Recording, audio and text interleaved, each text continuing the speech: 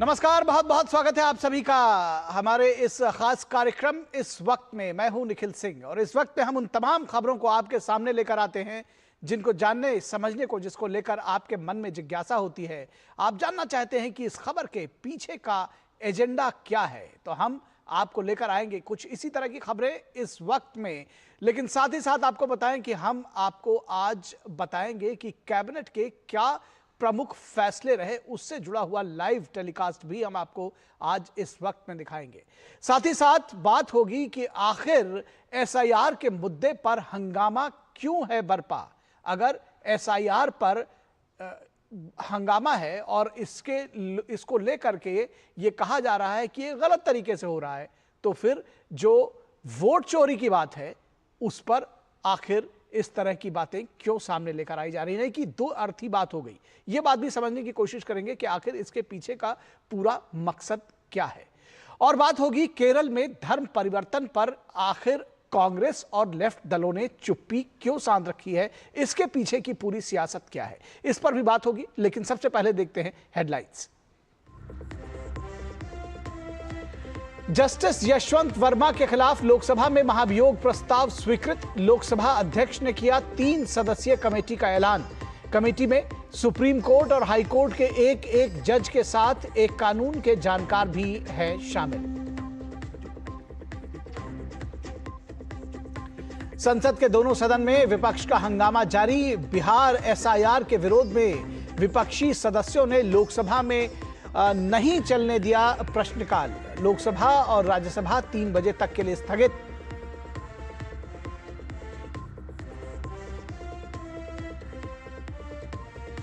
और कर्नाटक में खुद को मंत्री पद से बर्खास्त किए जाने पर केएन राजन्ना की पहली प्रतिक्रिया, कहा साजिश का करेंगे जल्द खुलासा।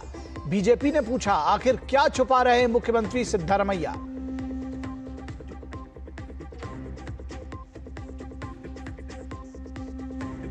बिहार में मतदाता सूची संशोधन से जुड़े केस की सुप्रीम कोर्ट में अहम सुनवाई। याचिका में एसआईआर की संवैधानिक वैधता को दी गई चुनौती। चुनाव आयोग ने कहा सूची में नाम न होने पर आवेदन देकर लोग जुड़वा सकते हैं अपना नाम।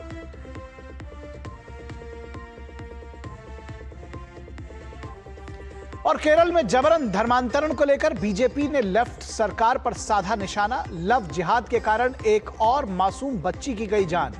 केरल के कोटमंगलम की टीचर ट्रेनिंग की एक छात्रा पर धर्म परिवर्तन का बनाया गया था दबाव। बच्ची ने सुसाइड नोट में आरोपी बॉयफ्रेंड रमीश पर लगाए गंभीर आरोप।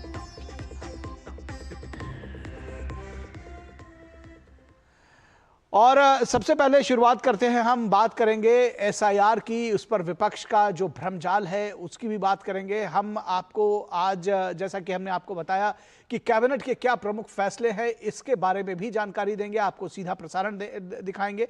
लेकिन सबसे पहले इस वक्त जो सबसे बड़ा मुद्दा है एसआईआर पर विपक्ष का जो भ्रमजाल है उसकी बात कर लेते हैं। 1 अगस्त को प्रकाशित हुए बिहार के वोटर ड्राफ्ट लिस्ट सभी राजनीतिक दलों को सुपुर्द कर दी गई है।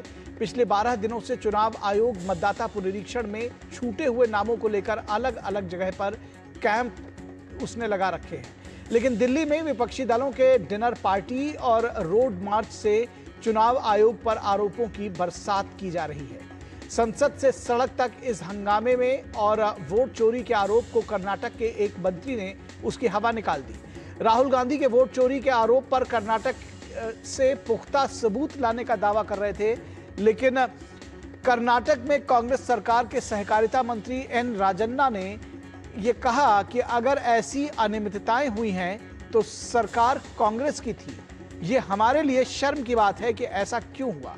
ये बात कर्नाटक सरकार को कटघरे में खड़ा करने वालों की थी। मामला आलाकमान से सीधे जुड़ा था। मंत्री को इस्तीफा देना पड़ा, लेकिन मंत्री का इस्तीफा मंजूर होते ही उससे पहले उन्हें राहुल गांधी के एक फोन कॉल पर बर्खास्त कर दिया गया। हालांकि राहुल गांधी संविधान बचाने का दावा करते हैं, लेकिन मीडिया का दावा है कि उन्होंने सीएम को फोन करके तत्काल राजन्ना को बर्खास्त करने का आदेश दिया था। सुप्रीम कोर्ट की आज की सुनवाई में चुनाव आयोग ने साफ लिखा है कि एसआईआर की ये अंतिम लिस्ट नहीं है, अभी ड्राफ्ट वोटर लिस्ट जारी हुई है। इसमें संशोधन और नाम जोड़ने की गुंजाइश बची हुई है। राजनीतिक दल अपनी आपत्ति दर्ज करा सकते हैं, उनके पास वोटर लिस्ट मौजूद है। राहुल गांधी चुनाव आयोग पर वोट चोरी करने का आरोप लगाते हैं, लेकिन कर्नाटक से महाराष्ट्र तक और हरियाणा तक जब चुनाव आयोग के अधिकारी शपथ पत्र के साथ शिकायत दर्ज करने की अपील करते हैं तो वो खामोश हो जाते हैं। कर्नाटक के सीईओ ने 2 बार रिमाइंडर के साथ उन्हें शिकायत दर्ज कराने का आग्रह किया है। इस बार उन्हें 10 दिनों के अंदर शिकायत दर्ज करने का आग्रह किया गया है, लेकिन राहुल गांधी सिर्फ पावर पॉइंट प्रेजेंटेशन तक अपनी जिम्मेदारी सीमित रखना चाहते हैं।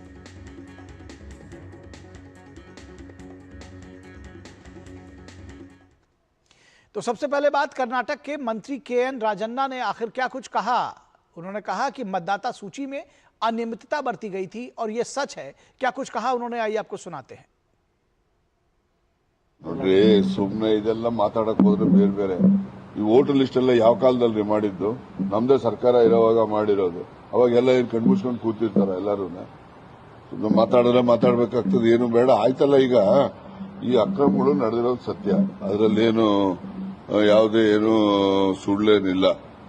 ಆದ್ರೆ ಅಕ್ರಮಗಳನ್ನ ನಮ್ ಕಣ್ಮುಂದೆನೆ ನಡೆದಿದಾವಲ್ಲ, ಅದು ನಮಗೆ ಅವಮಾನ ಆಗ್ಬೇಕು, ನಾವು ನೋಡ್ಕೊಳ್ಳಿಲ್ಲಲ್ಲ ಅಂತೇಳಿ. ಅದರಿಂದ ಮುಂದೆ ನಾವು ಎಚ್ಚರಿಕೆಯಿಂದ ಈ ರೀತಿಯ ಅಕ್ರಮಗಳು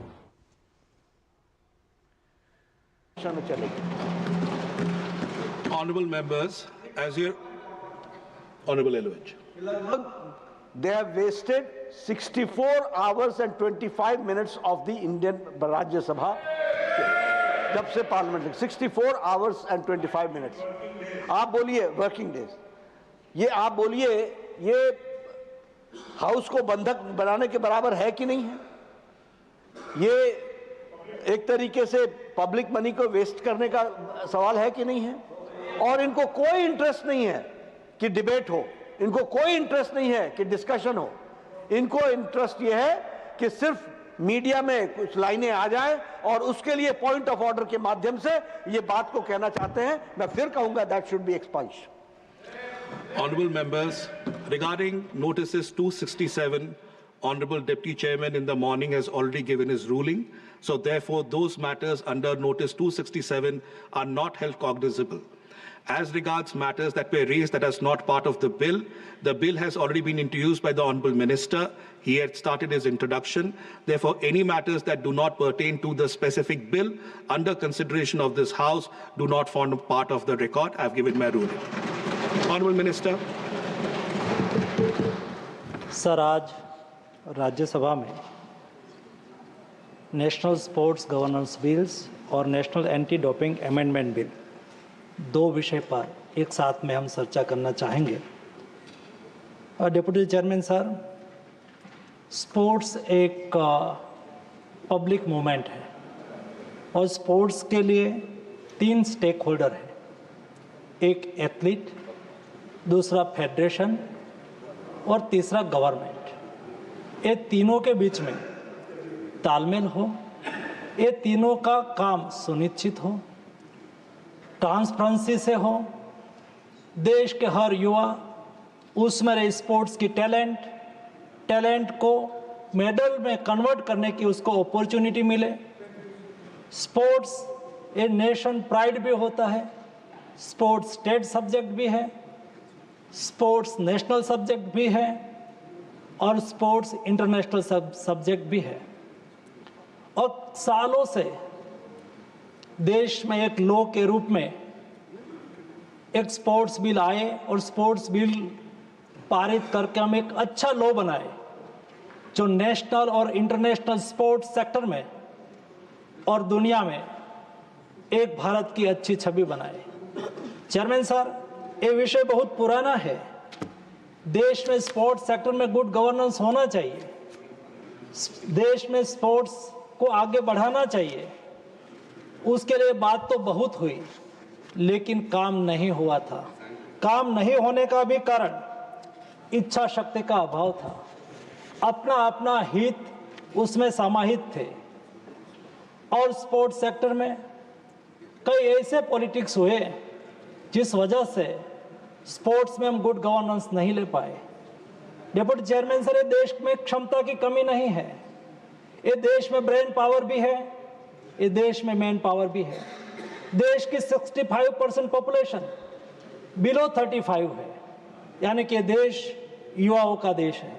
लेकिन आज ओलंपिक्स में मेडल टैली में हम पीछे पड़ रहे हैं। हम मेडल टैली में और इंटरनेशनल स्पोर्ट्स में जो हमें परफॉर्मेंस करना चाहिए हमें नहीं कर पा रहे हैं, और इसलिए देश में एक लॉ लाना बहुत आवश्यक। तो आप देख रहे थे राज्यसभा से सीधा प्रसारण, और आपको लिए चलेंगे केंद्रीय कैबिनेट की जो बैठक हुई है उसके संदर्भ में जानकारी दे रहे हैं केंद्रीय मंत्री अश्विनी वैष्णव। आप सब जानते हैं 6 प्रोजेक्ट्स ऑलरेडी अप्रूव्ड है, उसमें 4 और नए सेमीकंडक्टर प्रोजेक्ट्स आज जुड़े हैं। उड़ीसा में, पंजाब में और आंध्र प्रदेश में 4,594 4,594 करोड़ रुपीस के इन्वेस्टमेंट से। दूसरा, लखनऊ मेट्रो का फेज 1B बहुत इंपॉर्टेंट है। लखनऊ बड़ा शहर है, वहां पर मेट्रो की बहुत जरूरत है, तो यहां पर हुआ 5,801 करोड़ रुपीस से। आप जैसा जानते हैं कि क्लीन ग्रोथ, क्लीन एनर्जी पे भारत का कितना बड़ा कमिटमेंट है, कैसे माननीय प्रधानमंत्री जी ने भारत के बड़े बड़े टारगेट्स को पहले ले आए हैं। उसी कड़ी में आज तातो 2 हाइड्रो इलेक्ट्रिक पावर 700 मेगावाट्स का अप्रूव हुआ with investment of 8,146 crore. Overall 18,541 crore rupees के प्रोजेक्ट्स आज कैबिनेट में अप्रूव हुए। मैं सबसे पहले सेमीकंडक्टर पे आऊंगा आपके पास। आप सब जानते हैं कि सेमीकंडक्टर एक फाउंडेशनल इंडस्ट्री है, एक स्ट्रैटेजिक इंडस्ट्री है, एक ऐसी इंडस्ट्री है जिसके बिना कोई देश अपने मैन्युफैक्चरिंग सेक्टर को या अपने आप को एक विकसित देश की गिनती में नहीं कर सकता। ऐसी बड़ी इंडस्ट्री है। आज 4 सेमीकंडक्टर प्रोजेक्ट्स अप्रूव हुए हैं, 2 उड़ीसा में, 1 पंजाब में और 1 आंध्र में। आप जानते हैं कि 2022 में जब सेमीकंडक्टर मिशन लॉन्च हुआ, माननीय प्रधानमंत्री जी का दूरदर्शी नेतृत्व है, जिसके तहत उन्होंने एक लॉन्ग टर्म स्ट्रैटेजी के तहत काम चालू किया और कंप्लीट इकोसिस्टम पे ध्यान देने का प्रधानमंत्री जी का हमेशा मार्गदर्शन रहा। और साथ ही साथ जो इलेक्ट्रॉनिक्स मैन्युफैक्चरिंग अपनी बहुत अच्छी आगे बढ़ी है, उससे भी सेमीकंडक्टर की डिमांड लगातार बढ़ती जा रही है। तो अब complete ecosystem, design, wafer fabrication, packaging, manufacturing of components, assembly, testing, final production, हर चीज पे, इलेक्ट्रॉनिक्स के हर सेक्टर पे, हर डायमेंशन पे काम चल रहा है। इन 6 प्रोजेक्ट्स जो अब तक के अप्रूव थे, उसमें 24 billion chips per year manufacturing की कैपेसिटी है। आज जो 2 प्रोजेक्ट्स अप्रूव हुए हैं, बहुत ही एडवांस टेक्नोलॉजी के हैं। इन 4 में से टोटल 4 अप्रूव हुए, उनमें से 2 बहुत ही एडवांस्ड टेक्नोलॉजी के हैं। सबसे पहले उड़ीसा में सिलिकॉन कार्बाइड का प्लांट। जो लोग टेक्नोलॉजी से जुड़े हैं वो जानते हैं इस विषय को। सिलिकॉन से सिलिकॉन कार्बाइड की तरफ पूरी दुनिया भर में एक नया मूवमेंट चल रहा है। सिलिकॉन कार्बाइड बहुत ही रोबस्ट मटेरियल है, बहुत हाई वोल्टेज पे, हाई टेम्परेचर पे, हर तरह की परिस्थितियों में वो सस्टेन करता है। तो हमारी मिसाइल्स हो, स्पेस के इक्विपमेंट हो, सैटेलाइट हो, रॉकेट्स हो, इंजन हो, टेलीकॉम के टावर पे लगने वाले इक्विपमेंट हो, उन सब में सिलिकॉन कार्बाइड का मटेरियल लगने लगा है अभी दुनिया में। सिलिकॉन कार्बाइड एक स्ट्रैटेजिक जरूरत है देश की। ये प्लांट सिलिकॉन कार्बाइड मैन्युफैक्चर करेगा, सिलिकॉन कार्बाइड सेमीकंडक्टर्स मैन्युफैक्चर करेगा। उड़ीसा के भुवनेश्वर में लग रहा है। बहुत ही एडवांस्ड प्लांट है, बहुत ही इसमें रिसर्च का काम रहेगा।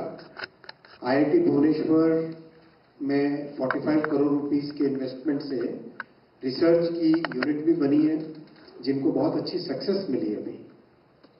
सिलिकॉन कार्बाइड को ग्रो करने के लिए सिलिकॉन कार्बाइड के पाउडर को लेते हैं उस पाउडर को 2400 डिग्री पे वेपराइज करते हैं।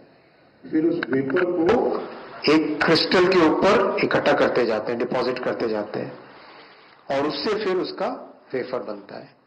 तो बहुत ही प्रिसीजन वाला काम है। इस काम को इस प्लांट में किया जाएगा। करीब 2000 करोड़ का इसमें इन्वेस्टमेंट है, 2066 करोड़ का, और 96 मिलियन चिप्स की इसकी कैपेसिटी है साल की। दूसरा प्लांट लग रहा है 3D ग्लास। 3D ग्लास आज की तारीख में दुनिया की सबसे एडवांस्ड पैकेजिंग टेक्नोलॉजी है। इस यूनिट में इंटेल का इन्वेस्टमेंट भी है। आपके करीब करीब दुनिया की बड़ी कंपनीज हैं, उन सब का इसमें यूनिट में इन्वेस्टमेंट आने वाला है। मैं नाम आपको पढ़ के सुनाना चाहूंगा। लॉकहीड मार्टिन है, कई प्राइवेट इक्विटी इन्वेस्टर्स हैं और वीसी फंड्स भी हैं। ये वर्ल्ड की आज की तारीख में मोस्ट एडवांस्ड टेक्नोलॉजी का काम है और इसका उपयोग भी डिफेंस में, एरोस्पेस में, रडार्स में, वायरलेस टेक्नोलॉजीज में, सब में इसका उपयोग आएगा। 3D ग्लास को समझना है तो ऐसा समझिए जैसे एक मल्टी स्टोरी बिल्डिंग है। मल्टी स्टोरी बिल्डिंग में नीचे पार्किंग है, फिर फ्लैट से 1 2 3 4, फिर उसकी लिफ्ट होती है, उसकी प्लम्बिंग होती है ऊपर से नीचे तक, उसकी वायरिंग इलेक्ट्रिकल वायरिंग होती है। यानी जैसे एक मल्टी स्टोरी बिल्डिंग को आप समझो एक छोटे से चिप के अंदर स्टैब्लिश करना हो, इतने से चिप के अंदर उसको स्टैब्लिश करना हो, बनाना हो मल्टी स्टोरी बिल्डिंग को, वो काम इस प्लांट में किया जाएगा। वो काम इस प्लांट में किया जाएगा। वो टेक्नोलॉजी इस प्लांट में उपयोग में आएगी। इतने से छोटे से चिप के अंदर, ये तो कनेक्टर है, ये चिप नहीं है, मैंने साइज के हिसाब से दिखाया आपको। छोटे से चिप के अंदर मल्टी स्टोरी बिल्डिंग बने, वैसा इसमें 3 डायमेंशनल, इसीलिए इसका नाम 3 डायमेंशनल है। बाकी जो पैकेजिंग होती है वो 2 डायमेंशनल पैकेजिंग होती है। इसका उपयोग एरोस्पेस में, डिफेंस में, रडार्स में, वायरलेस में और हाई पावर कंप्यूटिंग की जो रैक्स होती है उसमें लगेगा। तीसरा CDIL एक मोहाली में प्लांट है, अच्छा प्लांट है। कोरिया के साथ इसका टाई अप है कंप्लीट, और कोरिया के साथ मिलके, कोरिया की एक कंपनी, उसके साथ मिलके ये लोग इसमें बनाएंगे सेमीकंडक्टर के जो डिवाइसेस हैं, सेगमेंट माने स्पेसिफिक डिवाइसेस जैसे मॉसफेट है, इन सबको बनाएंगे यहाँ पर। उसका उपयोग भी कई सेक्टर्स में होगा, पावर इलेक्ट्रॉनिक्स में, कंज्यूमर इलेक्ट्रॉनिक्स में, मेडिकल में, सब में इसका उपयोग होगा। चौथा प्लांट आंध्रा में आ रहा है, एसिप। ये भी एडवांस टेक्नोलॉजी का प्लांट है। इसमें भी काफी सारे consumer electronics, medical electronics, electric vehicles, इन सब में इन चिप्स का उपयोग होगा। अच्छी कैपेसिटी है, 96 मिलियन चिप्स पर ईयर की इसकी कैपेसिटी है। ओवरऑल अगर आप देखें तो इलेक्ट्रॉनिक्स मैन्युफैक्चरिंग के लिए मोदी जी ने इन 11 वर्षों में कंप्लीट इकोसिस्टम बनाया है। हर तरह की पॉलिसी चेंज लाना, हर तरह का सपोर्ट देना, चाहे PLI के माध्यम से, चाहे इलेक्ट्रॉनिक मैन्युफैक्चरिंग क्लस्टर बनाने के माध्यम से, फिर इलेक्ट्रॉनिक कंपोनेंट्स के मैन्युफैक्चरिंग के लिए, हर तरीके से इलेक्ट्रॉनिक्स मैन्युफैक्चरिंग को सपोर्ट किया है। इस सपोर्ट के कारण बहुत बड़ा परिवर्तन आया।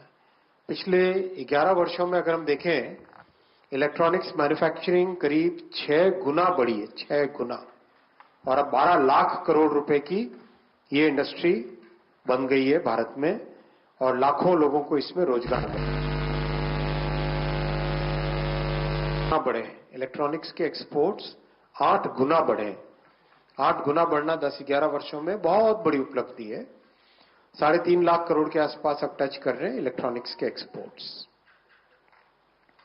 मोबाइल मैन्युफैक्चरिंग यूनिट जहां 2 थे 11 वर्ष पहले, आज 300 से अधिक मोबाइल मैन्युफैक्चरिंग यूनिट्स भारत में है और बढ़ते जा रहे हैं। उनका इकोसिस्टम बढ़ रहा है उनके डिफरेंट कंपोनेंट अलग अलग जगह पे मैन्युफैक्चरिंग हो रहा है, तो उसका ओवरऑल एक बहुत अच्छा देश भर में इकोसिस्टम बन रहा है।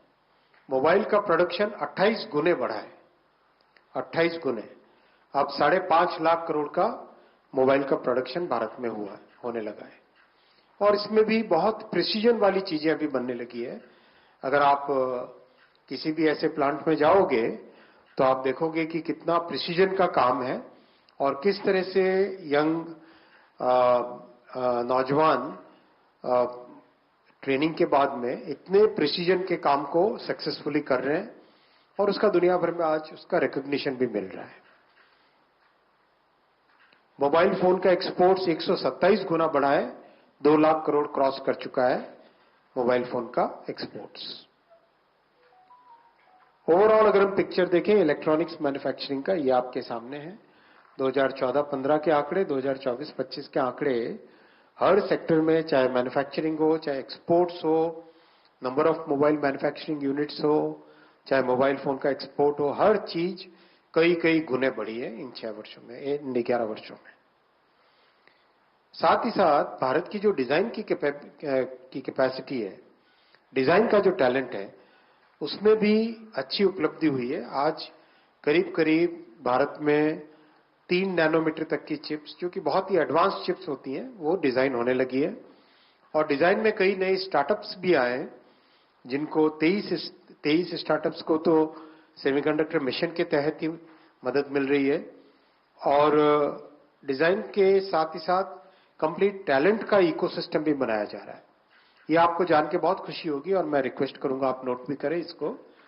278 कॉलेजेस में सेमीकंडक्टर के लेटेस्ट क्यूरिकुलम और लेटेस्ट डिजाइन टूल्स दिए गए। 278। दुनिया में इससे बड़ा टैलेंट डेवलपमेंट का कोई प्रोग्राम नहीं है सेमीकंडक्टर की फील्ड में। इससे पहले आपको ध्यान होगा टेलीकॉम में 100 यूनिवर्सिटीज में 5G लैब दिए थे, 100 यूनिवर्सिटीज में। और ये उससे भी बड़ा सैचुरेशन का प्रोग्राम हो गया, जिसमें 278 इंस्टीट्यूशंस में EDA टूल्स कहते हैं इनको, इलेक्ट्रॉनिक डिजाइन ऑटोमेशन के टूल्स होते हैं ये, सिनॉप्सिस के, कैडेंस के, सीमेंस के, इन सब के। और 85,000 इंजीनियर्स को, टैलेंट को डेवलप करने का टारगेट लिया था 10 साल में, कि 10 साल में 85,000 टैलेंट डेवलप करेंगे। अभी सेमीकंडक्टर प्रोग्राम के आरंभ से ऑलरेडी 60,000 टैलेंट डेवलप हो गया है भारत के यूनिवर्सिटीज के माध्यम से। सेमीकंडक्टर इंडस्ट्री में 2032 तक करीब करीब 10 लाख टैलेंट की रिक्वायरमेंट होगी, 10 लाख। और जिस तेजी से अपना भारत का सेमीकंडक्टर प्रोग्राम आगे बढ़ रहा है, करीब करीब समझो कि दुनिया भर की डिजाइन, दुनिया भर की मैन्युफैक्चरिंग में भारत का बहुत बड़ा रोल होगा। ये माननीय प्रधानमंत्री जी का दूरदर्शी नेतृत्व है, जिसके कारण ये संभव हो पाया और जिसके कारण ये विषय इतना आगे चला। एक लास्ट वाला बुलेट पॉइंट आप देखना, बहुत आपको खुशी होगी। दुनिया में बहुत कम देश ऐसे हैं जिसमें यूनिवर्सिटी के बच्चे कह सकें कि कॉलेज में पढ़ते पढ़ते चिप डिजाइन करना बहुत कम है। और जिन देशों में है ये कैपेबिलिटी, उसमें भी कुछ ही यूनिवर्सिटीज में ये कैपेबिलिटी है। भारत में अब ये कैपेबिलिटी बड़े परिमाण में स्टार्ट हो गई है। और अभी हाल ही में जिन 278 एकेडमिक इंस्टीट्यूशंस में सेमीकंडक्टर डिजाइन की फैसिलिटी क्रिएट की, उनमें से 17 इंस्टीट्यूशंस ने 20 चिप्स स्टूडेंट्स ने डिजाइन की, जो कि मोहाली की जो सेमीकंडक्टर लैब है उसमें उसका मैन्युफैक्चरिंग हुआ। मतलब आप सोचो, कॉलेज का स्टूडेंट अगर बोले, अपने सीवी में लिखे, अपने एक्सपीरियंस में बोले कि मैंने चिप डिजाइन की और वो चिप मैन्युफैक्चर हुई, कितनी बड़ी देश की क्षमता बनती है। बहुत ये प्रधानमंत्री जी का इतना क्लियर फोकस, क्लियर विजन, इतना फार साइटेड काम है, जो देश को कई दशकों तक इसका लाभ मिलेगा। मैं साथियों आप सबको इनवाइट भी करना चाहूंगा सेमीकॉन इंडिया 2025 जो कि 2 तारीख से 4 सितंबर के बीच में होगा, यशोभूमि में है। और इस बार इसमें 3 देश पार्टनर बन रहे हैं, मलेशिया, जापान और सिंगापुर। डबल चेक कर लेता हूं। हाँ, 4 एक्चुअली, सिंगापुर, मलेशिया, जापान और साउथ कोरिया, 4 देश इसमें पार्टनर बन रहे हैं सेमिकॉन इंडिया के प्रोग्राम में। सभी इकोसिस्टम प्लेयर्स आ रहे हैं इसमें, और वर्कशॉप्स हैं इसमें, कस्टमर मीट्स हैं, मेंटोरिंग कैंप्स हैं, एम्प्लॉयमेंट कैंप्स हैं और स्टार्टअप पैविलियन भी है। तो आप सबका भी स्वागत है सेमिकॉन इंडिया 2025 के इस इंपॉर्टेंट कार्यक्रम में। ओवरऑल साइंस एंड टेक्नोलॉजी देश की फाउंडेशन बनाने वाला सेक्टर होता है, और माननीय प्रधानमंत्री जी ने ऐतिहासिक 3rd टर्म में बड़े फैसले लिए हैं। करीब 2,30,000 करोड़ रुपए के फैसले इस ऐतिहासिक 3rd टर्म में लिए गए। मैं आता हूं साथियों दूसरे विषय पे। दूसरा है लखनऊ मेट्रो का फेज 1B। ये फेज 1A नॉर्थ से साउथ वाला, जो कि अभी ऑलरेडी चल रहा है। ये फेज 1A मुंशी पुलिया से लेके अमौसी CCS एयरपोर्ट तक बहुत अच्छा पॉपुलर है, और लखनऊ में इसकी प्रशंसा भी है, लोग पसंद भी करते हैं। फेज 1B बनेगा ईस्ट से वेस्ट वाला, चारबाग से लेके वसंत कुंज तक का। ये कंप्लीट इसका नक्शा है, और दोनों फेज को अगर मिला के देखें तो इस तरह से होता है। लखनऊ का नक्शा है ये, ईस्ट वेस्ट नॉर्थ साउथ। तो इससे इन दोनों फेजेस के होने से, ईस्ट वेस्ट नॉर्थ साउथ की कनेक्टिविटी होने से देश में, लखनऊ में सभी नागरिकों को, सभी रेजिडेंट्स को एक बहुत अच्छी फैसिलिटी मिलेगी। लखनऊ का ग्रोथ इससे होगा। लखनऊ उत्तर प्रदेश की सबसे पॉपुलर सिटी है, सबसे ज्यादा जनसंख्या है उत्तर प्रदेश में, और अभी करीब 40 लाख क्रॉस कर चुकी है, और बढ़ ही रही है लखनऊ की जनसंख्या। तो industrial, commercial, political, IT, education सब सेक्टर्स का हब है। तो इस फेज से काफी बड़ी संख्या में पैसेंजर्स मेट्रो का लाभ उठा सकेंगे, और नागरिकों के लिए बेनिफिट होगा। इस प्रोजेक्ट को 5 साल में कंप्लीट किया जाएगा। Uttar Pradesh metro rail corporation, जो कि भारत सरकार और उत्तर प्रदेश सरकार का एक जॉइंट वेंचर है, वो इस प्रोजेक्ट को एग्जीक्यूट करेगा। तीसरे प्रोजेक्ट पे आता हूं, ग्रीन ग्रोथ।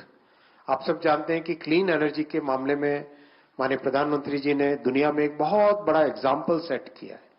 अभी हाल ही में आपने सबने न्यूज देखी है, भारत की नॉन फॉसिल फ्यूल यानी क्लीन एनर्जी की कैपेसिटी ऑलरेडी 50% से अधिक हो गई है। बड़ा ये बहुत ही गौरव की बात है, क्योंकि दुनिया के कई समृद्ध देश भी ऐसा क्लेम नहीं कर सकते जो भारत ने अचीव किया है, और जो 2030 के टारगेट थे वो पहले ही अचीव कर लिए। ये अरुणाचल प्रदेश का रिवर बेसिन है।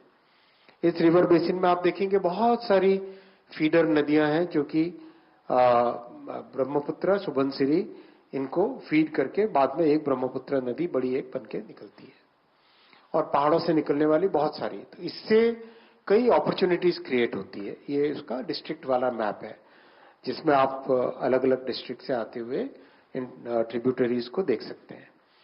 इन ट्रिब्यूटरीज में बहुत बड़ा बेनिफिट ये है कि हिली एरिया होने के कारण, पहाड़ी एरिया होने के कारण run of the river power projects बनाए जा सकते हैं। तो रन ऑफ द रिवर में ये फायदा होता है कि एक ही नदी पर मल्टीपल प्रोजेक्ट्स बनाए जा सकते हैं। एक ऊपर बनाया, फिर बीच में बनाया, फिर तीसरा बनाया, फिर चौथा बनाया। एक ही नदी से मल्टीपल टाइम्स इलेक्ट्रिसिटी जनरेट की जा सकती है। तो ये अगर आप देखेंगे, एक बहुत अच्छा एग्जांपल इस नक्शे पे दिखाया गया आपको। पाउक 145 मेगावाट, उसके बाद में हियो 240 मेगावाट, उसके बाद में तातोवन, ये तो कुछ ही समय पहले कैबिनेट में अप्रूव हुआ था, तब आपके सामने रखा गया था विषय।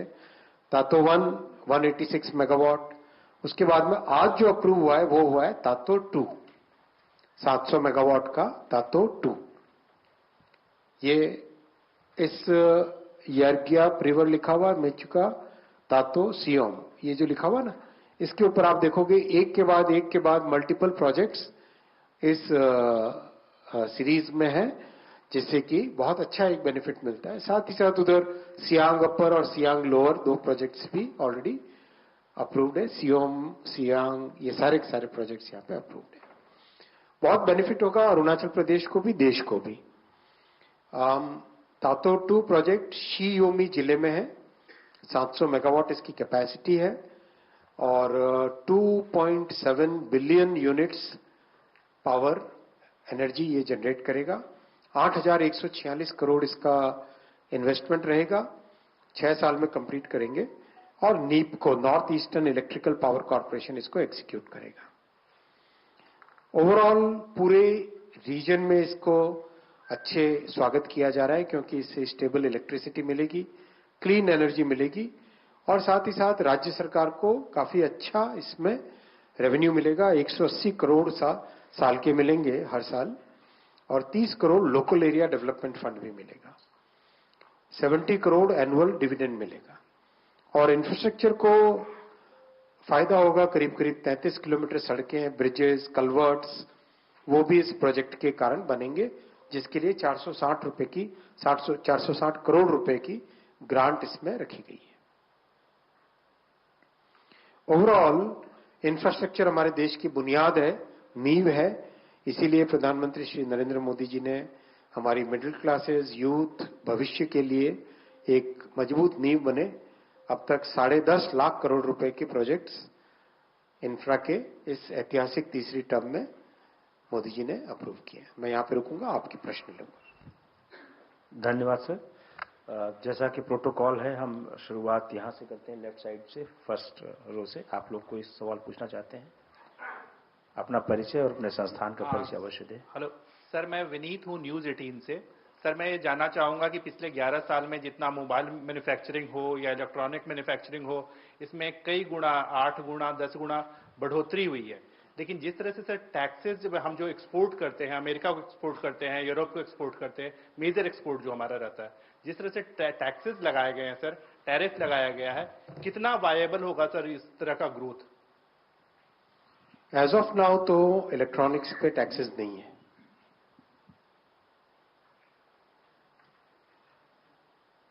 Next 11। Sir, good evening, sir. Shishir here from. Yeah, sir, Shishir here, sir.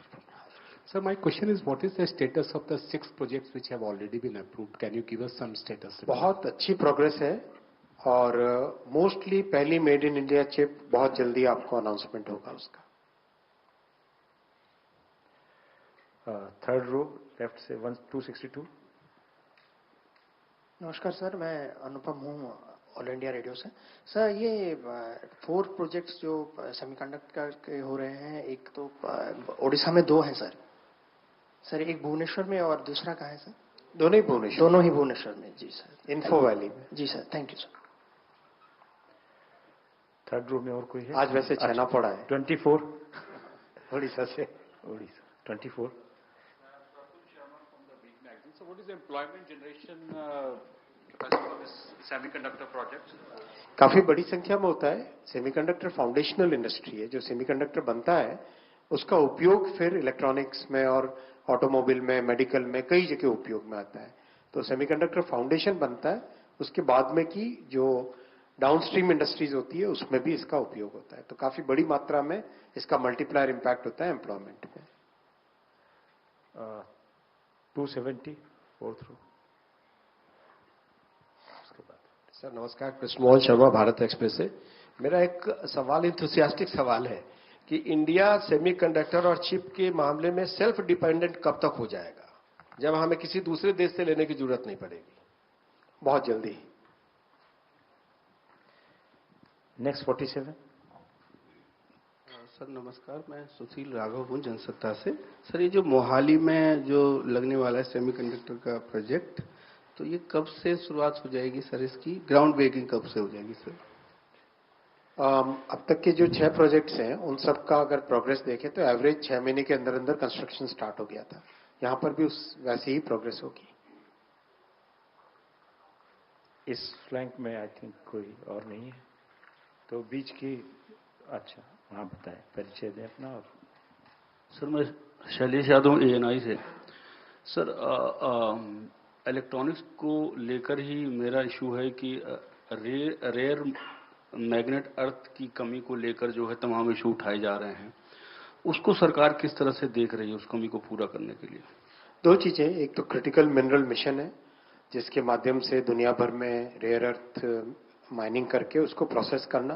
दूसरा, भारत के अंदर जो रेयर अर्थ अवेलेबल है, खासकर जो बीच सैंड है, जो उड़ीसा से लेके गुजरात तक का बीच है कंप्लीट, उस पे बीच सैंड मिलती है। ये वो खासकर उड़ीसा में, आंध्रा में, तमिलनाडु में, केरल में और गुजरात में, यहाँ पे बीच पे काफी बड़े मात्रा में रेयर अर्थ्स मिलते हैं। तो उसका प्रोसेसिंग करके भी परमानेंट मैग्नेट बनाने का प्रकल्प चल रहा है और अच्छी इसमें सफलता मिल रही है। 67। सर मैं कोमल शर्मा, भारत एक्सप्रेस से। सर आपने जानकारी दी ये 278 कॉलेजेस में लेटेस्ट टूल्स और डिज़ाइन दिए गए हैं सेमीकंडक्टर से। मैं जानना चाह रही थी कि जितने इंजीनियर्स इसको लेकर के तैयार होते हैं, तो कितने इंजीनियर्स जो है वो तैयार भारत में अभी हो रहे हैं या होंगे आगे भविष्य? 60,000। 60,000। Thank you. Sir Sanjay Sharma, India news से। सर एक सवाल पहले भी आया था, उसका आपने जवाब भी दिया है, लेकिन सर कंडक्टर्स को लेकर के कुछ यूनिट आपने पहले भी लगाना शुरू की है, कुछ जगह लगी हुई हैं यूनिट्स। तो सर इनसे जो भारत की जो जरूरत के जो जितने सेमीकंडक्टर्स हैं वो हमको कब तक मिलना शुरू हो जाएंगे, या उनका जो प्रोडक्शन है वो अभी शुरू हो चुका है, या कब तक थोड़ा इस साल से मिलना शुरू हो जाएंगे ये प्रोडक्ट। आपको ध्यान है कि 22 में आपको ये भी जानकारी होनी चाहिए कि करीब करीब 6 दशक के बाद में भारत को ये सफलता मिली है। 6 दशक से प्रयास चल रहे थे, 6 डिकेड से, उसके बाद में भारत को ये सफलता मिली है। ये प्रधानमंत्री श्री नरेंद्र मोदी जी का फोकस रहा, उसके कारण हो पाई। राइट फ्लैंक में आई थिंक 232। सर मधुरेंद्र, मैं न्यूज नेशन से। ये जो चारों प्रोजेक्ट हैं सेमीकंडक्टर के, उसकी टाइमलाइन क्या है, कब तक इसको हम देखेंगे कि यहाँ से मैन्युफैक्चरिंग हमारे ग्रोथ सेक्टर में हेल्प करने लगेगा? और दूसरा सवाल है कि जो खासतौर पे सेमीकंडक्टर के क्षेत्र में बड़े देश हैं काम करने वाले, जैसा कि सेमीकॉन में भी आ रहे हैं, साउथ कोरिया है, सिंगापुर है, इवन जापान है, उनके साथ हमारा कोलेब्रेशन क्या है जिससे हमारे प्रोजेक्ट से इस आगे बढ़े? करीब करीब ये चारों के चारों प्रोजेक्ट्स 2.5 से 3 साल में प्रोडक्शन स्टार्ट करेंगे। और हमारे कोलैबोरेशन में अमेरिका के साथ कोलैबोरेशन है पूरा, यूरोप के साथ है और यूरोपियन यूनियन के साथ भी है, साथ ही साथ जर्मनी के साथ भी है अलग से, बेल्जियम के साथ भी है, सिंगापुर के साथ है, फिर जापान के साथ है मेमोरेंडम ऑफ कोऑपरेशन, फिर साउथ कोरिया के साथ है और मलेशिया के साथ भी डिस्कशन चल रहा है। करीब करीब दुनिया के जितने भी सेमीकंडक्टर में इंपॉर्टेंट इंस्टीट्यूशंस हैं, फ्राउनहोफर इंस्टीट्यूट हो गया, इट्री हो गया, ए स्टार हो गया, अमेरिका का इसका एल्बनी में IBM का हो गया, ये सारे के सारे इंस्टीट्यूट्स के साथ भी भारत का कोलैबोरेशन है। और यूनिवर्सिटीज के साथ भी बड़ा एक बहुत ही डिटेल्ड कोलैबोरेशन है। और इंडस्ट्री के साथ तो बिल्कुल एकदम प्रैक्टिकली एकदम इंटीग्रेशन हुआ है इस मिशन का। 166। सर मेरा नाम सचिन बुधौलिया है, मैं हिंदुस्तान समाचार से हूं। सर मेरा सवाल ये है कि ये जो 4 यूनिट जो बनने वाली हैं, इसमें जो रॉ मटेरियल है, खासतौर पर क्रिटिकल मिनरल्स, इसकी सप्लाई कहां से होगी? क्या ये बाहर से आएगी? और जैसे कि अंतर्राष्ट्रीय माहौल चल रहा है, सेकेंडरी सैंक्शंस वगैरह लग सकती हैं, इसमें सप्लाई चेन को लेकर के डिस्टर्बेंस, उसको लेकर के सरकार ने क्या सोचा है? ये बहुत अच्छा आपने विषय लिया। मैं आपको एक एग्जांपल देना चाहूंगा। ये है उड़ीसा का 6M, राइट? इसमें जो सिलिकॉन कार्बाइड का उपयोग होता है, ये सिलिकॉन कार्बाइड का पाउडर आता है। वो पाउडर ग्लोबल मार्केट से लिया जाता है। उस पाउडर को 2400 डिग्री पे वेपोराइज करते हैं, उसको बिल्कुल भाप में कन्वर्ट करते हैं। वेपर करने के बाद में एक क्रिस्टल का सीड रखते हैं, उस क्रिस्टल के सीड के ऊपर वो वेपर डिपॉजिट होता जाता है और 7 दिन में 2 सेंटीमीटर बनता है। तो ये मटेरियल भी पहले बाहर से आता था, अब भारत में बनने लगा। अब उसका अगला स्टेप है जो पाउडर है सिलिकॉन कार्बाइड का, वो भी भारत में बने। इतना डीप जाके एक एक करके हर स्टेप पे कि जो चीज बनती है वो भारत में बने। जैसे सेमीकंडक्टर बनाने वाली जो मशीनें हैं, बहुत ही कॉम्प्लेक्स मशीनें होती हैं, उन मशीनों का भारत में उत्पादन हो, भारत में डिजाइन हो, उस पर भी काम चल रहा है। जो केमिकल्स और गैसेस इसमें लगते हैं उनका उत्पादन भी भारत में हो, उस पर भी काम चल रहा है। एक इतना मेटिकुलस वे में काम चल रहा है सेमीकंडक्टर मिशन में कि देश के लिए बहुत बड़ी ताकत बनेगी।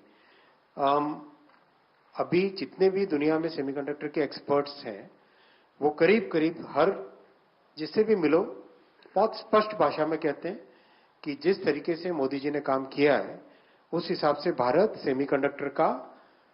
सेमीकंडक्टर नेशन में गिना जाएगा आने वाले वर्षों में। ये बहुत स्पष्ट तौर पे सभी बोलते हैं।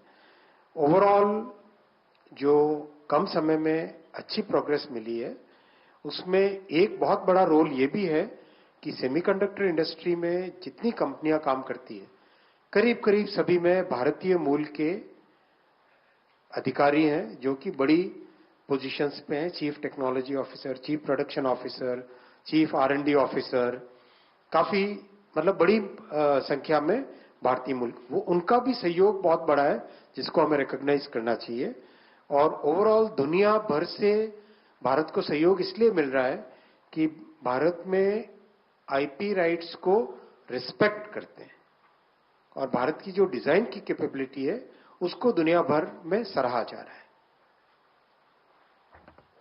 Any more questions? Okay, I think there's no. Thank you, sir. धन्यवाद। आज छेनापोड़ा है उड़ीसा का।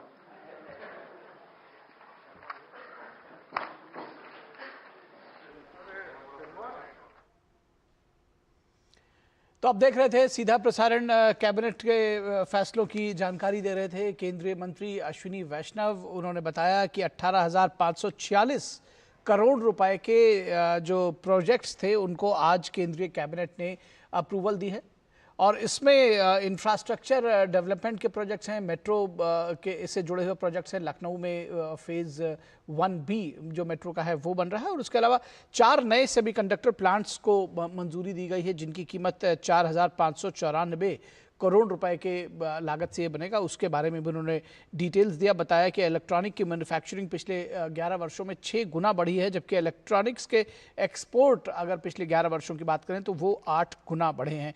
मोबाइल का जो प्रोडक्शन है वो 28 गुना बढ़ा है पिछले 10-11 वर्षों में। तो कुल मिलाकर जिस तरह से इस पूरे प्रोजेक्ट की बात उन्होंने बताई, तमाम जो प्रोजेक्ट्स है आज जो केंद्रीय कैबिनेट है उसने जो मंजूरी दी है वो उनकी कीमत 18,546 करोड़ रुपए है। तो ये थी बात केंद्रीय कैबिनेट के फैसलों की और उसके बाद हम बढ़ेंगे अपनी जो तमाम दूसरी खबरें हैं उनकी बात करेंगे, लेकिन फिलहाल रुकेंगे एक छोटे से ब्रेक के लिए। दर्शकों आप कहीं मत जाइएगा, ब्रेक के बाद भी खबरें जारी रहेंगी।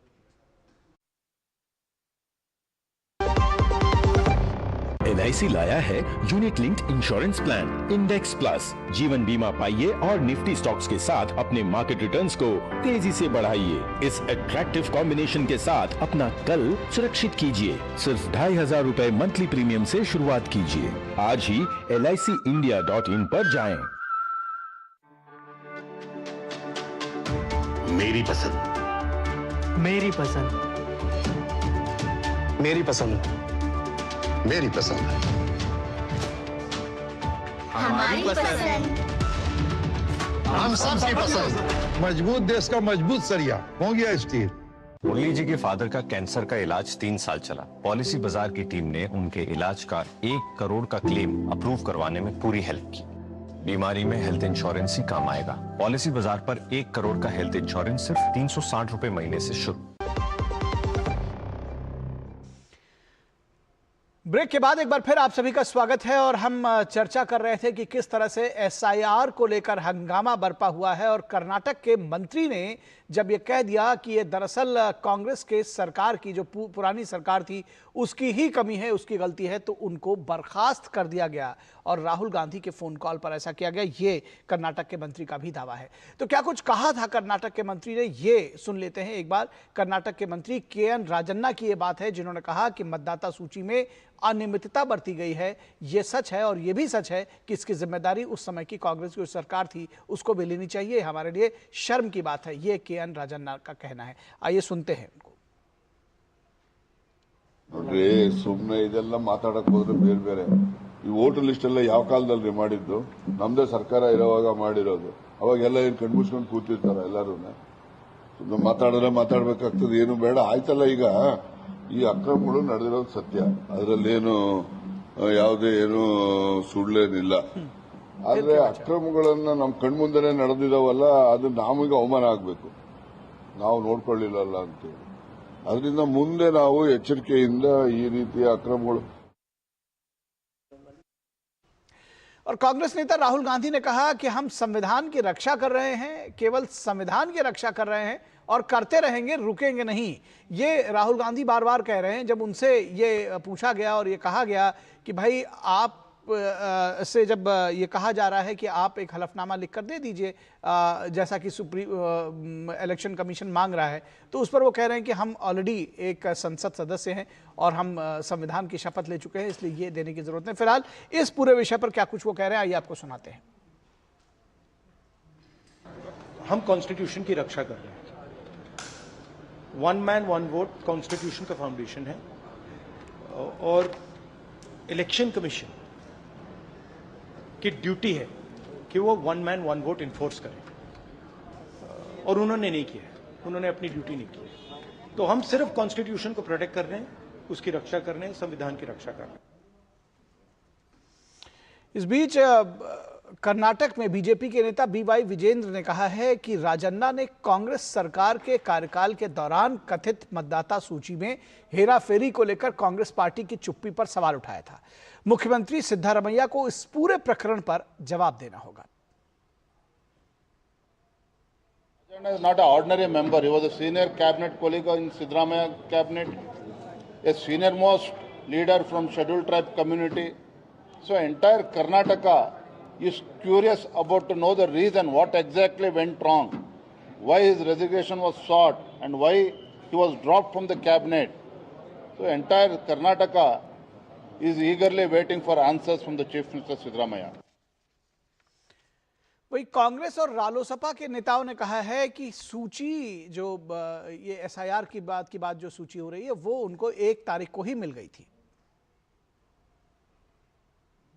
आज दिनांक 1 अगस्त को एसआईआर के तहत जो नया पुनरीक्षण जो है सूची हम लोग को मिला है, उसको हम लोगों ने जो है लिया और अब देखेंगे उसमें कि नाम कौन सा कटा है या फिर जुड़वाना है, तो बीएलओ से मिलके और बीएलए से मिलके इस पर हम लोग काम करेंगे।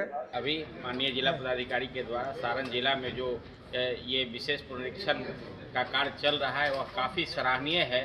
काफ़ी पारदर्शिता के साथ इन्होंने इस अभियान को चलाया है, हम लोग काफ़ी संतुष्ट हैं। तो कांग्रेस के नेता भी कह रहे हैं कि 1 तारीख को सूची मिल गई थी, रालोसपा वाले कह रहे हैं कि हम तो संतुष्ट हैं और 1 तारीख को हमको सूची मिल गई थी। वैसे इस पूरी खबर पर बातचीत करने के लिए हमारे साथ खास मेहमान जुड़े हुए हैं, उनसे आपका परिचय करा दें। हमारे साथ बीजेपी के प्रवक्ता एसएन सिंह जुड़े हुए हैं। एसएन सिंह, बहुत स्वागत है। माफ कीजिएगा, धनंजय गिरी को मैं देख पा रहा हूं। धनंजय जी माफ करिएगा, आप शुरू में दिखे नहीं थे मुझे स्क्रीन पे। बहुत स्वागत है आपका। बहरहाल हमारे साथ पवन पटेल कांग्रेस के नेता जुड़े हुए हैं। पवन जी स्वागत है आपका। और विनोद मिश्रा कंसल्टिंग एडिटर हमारे साथ जुड़े हुए इस पूरी खबर पर चर्चा करने के लिए। और कर्नाटक से ज्योति भी जुड़ेंगे हमारे साथ इस पूरी खबर पर जानकारी देने के लिए।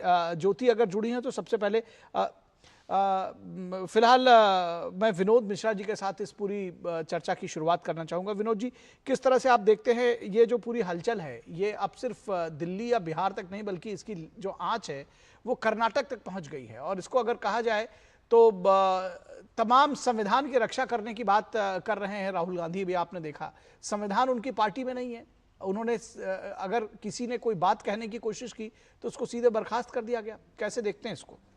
निखिल, मैं आपकी रिपोर्ट से आता हूं कि अभी आप जो साउंड बाइट सुनवा रहे थे तो वो एक कांग्रेस पार्टी के जिला अध्यक्ष है, एक दूसरे पार्टी के नेता हैं, वो भी वहाँ के प्रदेश के में एक सचिव के पद पे है। तो ऐसे सारे नेता आरजेडी के साथ साथ सारे लोगों का वहाँ जो रिप्रेजेंटेटिव है उनके, वो कह रहे हैं कि ये पुनरीक्षण का जो ड्राफ्ट लिस्ट है वो उनके पास में आ गया है। अब आप बताइए कि जब वहाँ आपके नेता ये बात कह रहे हैं कि उनके पास ड्राफ्ट लिस्ट मौजूद है, तो फिर आप किस बात को लेके सुप्रीम कोर्ट में आज कह रहे थे कि हमें पता नहीं है कि 65 लाख में नाम काटने वाले लोग कौन हैं, हमें वो लिस्ट नहीं दिया जा रहा है। आप कल पूरे संसद के 300 सदस्यों को लेके आप जो रोड मार्च कर रहे थे, उसमें जो वोट चोरी का आरोप लगा रहे थे, तो आप कह रहे थे कि हम लोगों के पास में कोई लिस्ट नहीं है। और आपका नेता बिहार में कह रहा है, लोकल नेता, कि हमारे पास लिस्ट है, हमारे पास सारे वोटर जो अभी ड्राफ्ट की पहली लिस्ट आई है वो हमारे पास मौजूद है। इलेक्शन कमीशन की तरफ से आज भी सुप्रीम कोर्ट में कहा गया है कि भाई ये अंतिम सूची नहीं है, ये एक ड्राफ्ट लिस्ट है, इसमें संशोधन अभी होना बाकी है, इसमें लोगों की शिकायत को दर्ज करना का काम बाकी है। ये शिकायत के लिए वहाँ इलेक्शन कमीशन ने वहाँ अलग अलग बना रखा है, कैंप लगा रखा है कि जिसका नाम छूट गया हो या इस लिस्ट में नाम शामिल अभी तक नहीं हो पाया वो जुड़वा सकते हैं। इतने सारे चीज़ों होने के बाद में इलेक्शन कमीशन का जो ये प्रक्रिया है और उस प्रोसेस को आप धता बताते हुए सिर्फ एक सियासत में और एक भ्रमजाल का एक सियासत बनाए हुए हैं और उसको लेके सड़क से संसद तक और संसद से सुप्रीम कोर्ट तक एक ही बात कह रहे हैं, वोट चोरी हो रही है। राहुल गांधी कह रहे हैं कि हमारा संविधान की हम रक्षा के लिए है।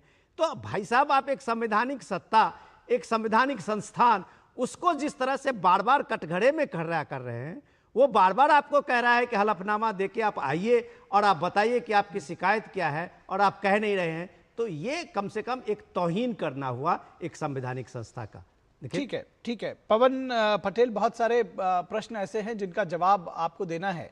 दरअसल ये सवाल तो बार बार कहा जा रहा है और ये पूछा जा रहा है कि आखिर अगर एक हलफनामा दे करके, एक दस्तखत करके, जो जैसा कि इलेक्शन कमीशन कह रहा है, अगर वैसा कर लेने से सारा बवाल खत्म हो जाता है, आपको सारी चीजें मिल जाएंगी, दूध का दूध पानी का पानी हो जाएगा, तो दिक्कत क्या है? हमें ये समझ में नहीं आता कि पूरी दुनिया, मतलब जो भारतीय जनता पार्टी का चश्मा लगा करके देखती है, वो राहुल गांधी के पीछे हाथ धोकर के क्यों पड़े हुए हैं। हम तो कहते हैं कि जिसका विश्वास इस संविधान पे है, जिसका विश्वास देश में है, चाहे वो मोदी जी हो, चाहे राहुल गांधी हो, चाहे कोई मीडिया का व्यक्ति हो, चाहे आम आदमी हो, हर व्यक्ति को चिंता होना चाहिए कि अगर कहीं भी थोड़ी बहुत सच्चाई है इसमें, जो राहुल गांधी बोल रहे हैं, अगर ऐसा हमारा लोकतंत्र करते हैं, सबको आवाज उठानी चाहिए। लेकिन सब हाथ धो करके राहुल गांधी के पीछे पड़े हुए हैं कि राहुल गांधी ऐसा, राहुल गांधी शपथ पत्र, मतलब अब धीरे धीरे सब चीज, कानून नियम सब बंद हो जाएगा, सिर्फ शपथ पत्र देने पे आवेदन होगा। अगर बिहार में एसआई हो रहा तो कौन सा शपथ पत्र दिया था तब एसआईआर हो रहा? पहले किसी ने शपथ पत्र दिया था? ये तो गजब की परिपाटी चला रहे हैं। चुनाव आयोग से हम डिजिटल वोटर लिस्ट मांग रहे हैं तो नहीं दे रहे हैं। 45 दिन में डर के मारे वीडियोग्राफी जो वो होती थी उसको डिलीट करते जा रहे हैं, और इसके बाद राहुल गांधी बोल रहा तो उसकी आवाज करते हैं शपथ पत्र दे। चुनाव आयोग शपथ पत्र दे देना, चुनाव आयोग शपथ पत्र दे करके कह दे कि हमने जो डाटा दिए उसमें गड़बड़ी हो ही नहीं सकती। मध्य प्रदेश में 27 लाख नाम इसी चुनाव आयोग ने काटे थे, इस टाइप के डुप्लीकेट नाम को काटा था, उन्होंने एक्सेप्ट किया था। हमेशा इस तरह की गड़बड़ियां होती, लेकिन ऐसा चुनाव फुल फ्लिप बन रहा है कि जैसे गड़बड़ियां नहीं है। हम कहते हैं हमें सिंपल सा बात कर दें कि जब डिजिटल फॉर्मेट पे वोटर लिस्ट मांगी गई तो क्यों उनको पेपर फॉर्मेट पे दिया गया? डिजिटल इंडिया का करोड़ों रुपए का विज्ञापन करते हैं और उसके बाद इस तरह की बात करते हैं, तो इस आदमी को शंका नहीं होती है? ये सिर्फ राहुल गांधी जी को झुकाने का प्रयास है। राहुल गांधी जी को चुनाव आयोग हो चाहे भारतीय जनता पार्टी हो, वो सब हाथ धोकर के इस मैनेजमेंट और मैकेनिज्म से जीतते। पूरी दुनिया को शंका होती थी, आम जनता को शंका होती थी कि जो मोदी जी ने कहा वो नहीं किया, फिर भी सरकार उन्हीं बन रही। हर बहुत हुई महंगाई की मार, अब की बार झूठों की सरकार, उसके बाद भी सरकार बन रही। प्याज के रेट बढ़ते तो सरकारें बदल जाती, तो भारतीय जनता पार्टी का दोहरा चित्र समझ में आ गया। अब बिहार बारे में जो एनआरसी कर रहे हैं, पहले आप सोचिए आसाम में 3.5 करोड़ लोगों के एनआरसी करने में 6 साल का समय लग गया, और यहाँ बिहार में 8 करोड़ लोगों की गिनती सिर्फ 3 से 4 महीना में हो जाएगी। अभी अजीत अंजुम जी ने भी अपना आवेदन किया, उनको भी बोला जाएगा कि शपथ पत्र कि एक घर में 250 लोग अलग अलग जात के लोग रह रहे हैं, जो मरा हुआ है उसका जिंदा और जिंदा उसका मरा, इस तरह का voter list, draft voter list बनी हुई है। हम कहते हैं क्या कर रहा है चुनाव आयोग? इस तरह की वोटर लिस्ट अगर ड्राफ्ट है, चलिए उसमें सुधार करने की अभी गुंजाइश है, लेकिन ड्राफ्ट वोटर लिस्ट में कैसे इस तरह की दलीलें आ गई? कैसे 250 लोग एक कमरे में रह रहे हैं? बड़ा समझ से परे है। अब अजीत अंजुम जी ने अगर लिखा चुनाव आयोग को दिया तो अजीत अंजुम को बोल दीजिए कि पहले आप शपथ। भैया ये अजीत अंजुम कौन है? आप बार बार अजीत अंजुम किए जा रहे हैं। क्या भाई साहब आप अजीत अंजुम को ऐसे लाए कि राहुल गांधी बना दिया आपने? वो कुछ चाहे एक नेता का नाम लीजिए या पत्रकार का नाम लीजिए, देखिए धनंजय तर्क से बात करिए ना। धनंजय जी बोलेंगे। धनंजय जी के पास आते हैं, रुकिए विनोद जी। धनंजय जी आपकी बात तो सुनी हमने। सुन तो लीजिए धनंजय जी के पास आपके प्रश्न का जवाब लेंगे। पवन जी का ने बहुत सारे सवाल उठाए धनंजय जी, एक एक करके मैं चाहूंगा सबका जवाब दें। देखिए, सबसे बड़ी बात यह है कि लोकतंत्र में कांग्रेस की कभी आस्था रही नहीं। कर्नाटक में कांग्रेस का नाटक का जब पर्दा उनके ही कार्यकर्ता ने, उनके मंत्री ने उठाया तो कांग्रेस का हालत खराब हो गया। लोकतंत्र में अगर आस्था होती तो अपने ही मंत्री का इस्तीफा क्यों ले लेते? यानी कि कांग्रेस पार्टी में घोर अलोकतांत्रिक पार्टी है, लोकतंत्र के लिए कोई जगह नहीं। 5 पीढ़ियों से जो एक परिवार का पांपोच एक पार्टी बनी हो, लोकतंत्र की बात करती है, ये लोक लज्जा को भी शर्मसार करती है। और कांग्रेस संविधान को नहीं, संविधान को इनसे बचाना है, क्योंकि दादी ने रौंदा था, पोता हाथ में लेके घूम रहा है। संविधान को इनसे बचाना है क्योंकि 99 बार चुनी हुई सरकारों को इन्होंने बर्खास्त किया। संविधान को इनसे बचाना है क्योंकि राहुल गांधी ने जाकर के लंदन में कहा था कि वो डिफेंडर ऑफ डेमोक्रेसी। इंडिया में क्या हो रहा है आप लोग देख नहीं रहे हैं। अमेरिका में जाके यही कहा था। जब भी विदेश की भूमि पर गए हैं भारत पर सवाल उठाए। जब से चुनाव की धांधलियां बंद हो गई, कांग्रेस का सरकार में आना बंद हो गया, जब चुनाव के बूथ लूट बंद हो गई, जब बिहार में लालू की लूट बंद हो गई, ललटेन बुझ गया। 2003 में भी जब SIR हुआ था, वो कह रहे हैं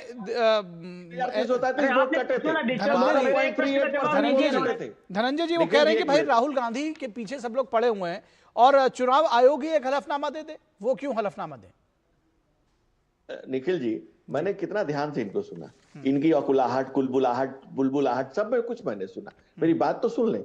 चुनाव आयोग एक संवैधानिक संस्था है और चुनाव आयोग ने कहा हुआ है कि अभी 1 महीने का समय है। अभी तो क्लेम लिया जा रहा है। जब क्लेम ले लिया जाएगा तो चुनाव आयोग घोषित कर देगा कि भाई ये फाइनल लिस्ट है। फाइनल लिस्ट अभी आया नहीं है। और राहुल गांधी ने भी लिस्ट तो खाली चुनाव आयोग से ही ली है ना भाई, ये तो क्लियर है। तो चुनाव आयोग कह रहे इसको दस्तखत करके दीजिए, क्योंकि आपने इसमें कोई टेम्परिंग नहीं की, इसका स्पष्ट हो जाए। रीजन बिहाइंड कि अगर राहुल गांधी चुनाव लड़ने जाते हैं तो आपको ओथ लेना पड़ता है, बताना पड़ता है कि उसके पास क्या है क्या नहीं है। पहले उनको शपथ पत्र दाखिल करना पड़ता है, तब आप चुनाव लड़ते हैं। चुनाव जीत के भी आप आए, इस देश ने कई बार आपको वोट दिया। हालांकि आपके लोकतंत्र में कोई आस्था नहीं, लेकिन फिर भी देश ने आपको चुनाव जिताया है। और जब जीत करके आप सदन में आते हैं तो नहीं कहते हैं कि पंडित नेहरू के दलान है, हमको इधर बैठ जाने दो। आप उस समय भी शपथ लेते हैं कि मैं भारत के विधि द्वारा स्थापित भारत के संविधान में सच्ची श्रद्धा और निष्ठा रखूंगा। आप कह दीजिए कि हम ओथलेबे नहीं करेंगे, क्योंकि हम संजीन क्या है। ये जो है, यही लोकतांत्रिक मूल्यों में आपकी आस्था नहीं है। आपके हाथ में तो संविधान है, लेकिन हृदय में उसके लिए कोई जगह नहीं है। हृदय में जगह होती तो पहला ही चुनावी धांधली बाबा साहब डॉक्टर भीमराव अम्बेडकर के साथ हुआ था। मुंबई उत्तर लोकसभा सीट से 74,333 वोट खारिज किया गया और बाबा साहब 14,561 वोट से हारे। और उन्होंने 11 अप्रैल 1952 को 18 पेज की याचिका जमा की चुनाव आयोग में कि भाई हमारे साथ गलत हुआ है। ये तो छोड़िए, बाला साहब ठाकरे, उन्होंने एक भाषण दिया था 1987 के मुंबई में कि मेरा वोटर लिस्ट से नाम काट दिया गया है, और वो उनको केस लड़ना पड़ा। 12 साल बाद उसमें फैसला आया, 10,000 रुपए फाइन हुए। किस पर फाइन हुए?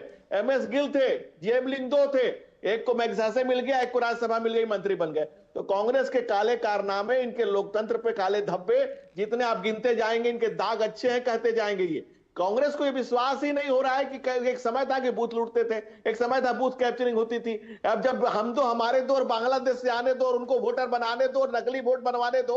एक समय ऐसा भी था 1992 में कलमलालुद्दीन और कलीमुद्दीन बुरु भैया दोनों पाकिस्तान के रास्ते से आए और आसाम में विधायक हो गए। 96 में उनको आसाम हाई कोर्ट ने खारिज किया।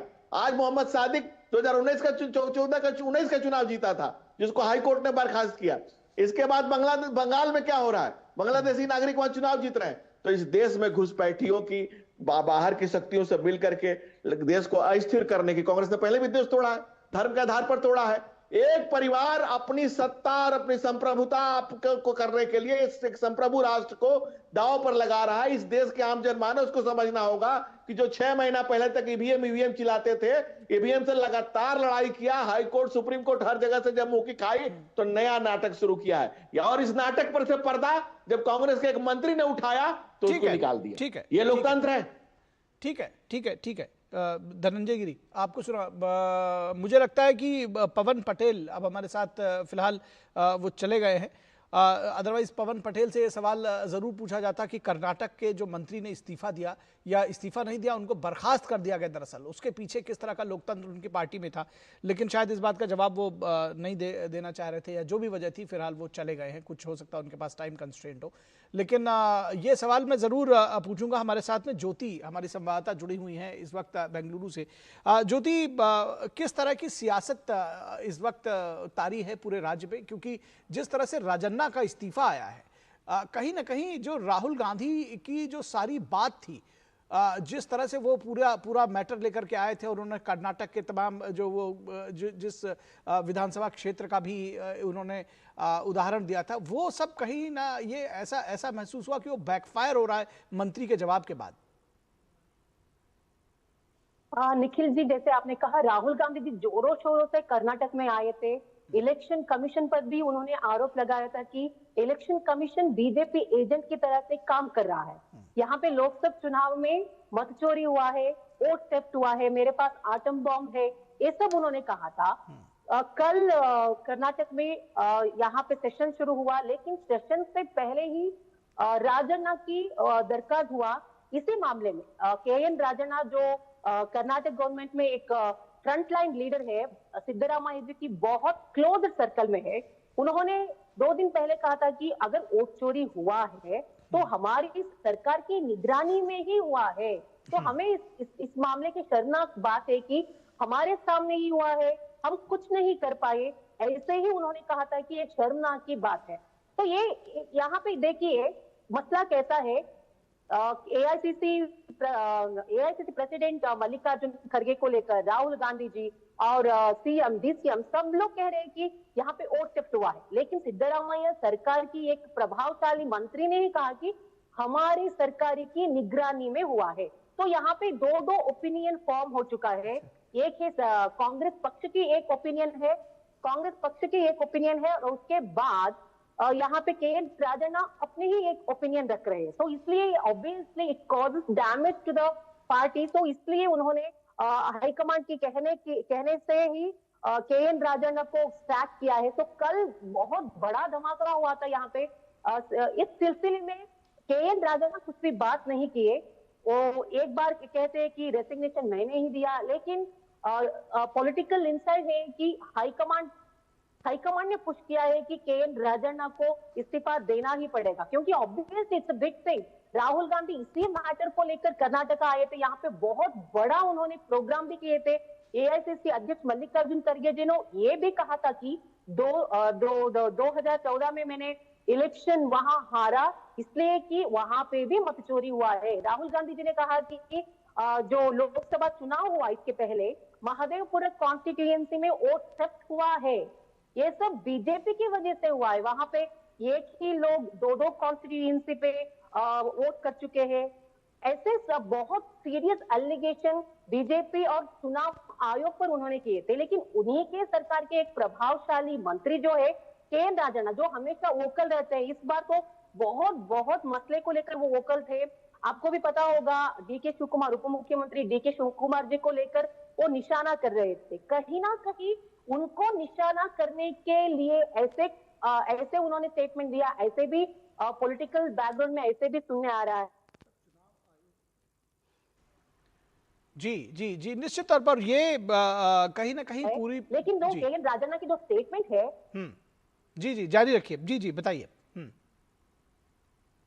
हाँ, वही कांग्रेस पार्टी के लिए, क्योंकि एक नेता है, सहकार सचिव है, जो प्रभावशाली सचिव है, उनका ओपिनियन ऐसा हुआ तो कांग्रेस पार्टी को ऑब्वियसली डैमेज होगा, क्योंकि इसी मामले को लेकर अभी विपक्ष कांग्रेस सरकार के ऊपर अभी सेशन चल रहा है ना, कांग्रेस सरकार के ऊपर हमला कर रहा है। बहुत सारी इश्यू है कर्नाटक में। इसके साथ अभी कांग्रेस ने ही उनको एक अस्त्र दिया है, KN राजन्ना ही अस्त्र दिया है। तो इस सब मामलों को लेकर, क्योंकि राहुल गांधी जो मत चोरी का जो मामला है उसको बहुत सीरियसली लिए थे, मल्लिकार्जुन खड़गे, DK शिव कुमार, सीएम सिद्धरामैया, सब लोग इस मामले को सीरियसली लिए थे। असल में ये बात जो ये कही जा रही है, ये जो बात कही जा रही है कि सिद्धरामैया कुछ छिपा रहे हैं, दरअसल ये इसके पीछे का क्या लॉजिक है, क्या छिपा रहे हैं, किस चीज की बात हो रही है?